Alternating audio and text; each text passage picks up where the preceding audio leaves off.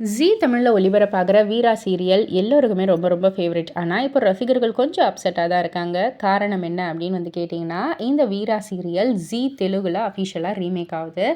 And அந்த டைட்டிலில் வந்து கேட்டிங்கன்னா இன்னமும் ஆடி போயிடுவீங்க. ஆட்டோ விஜயசாந்தி அப்படின்றது தான்.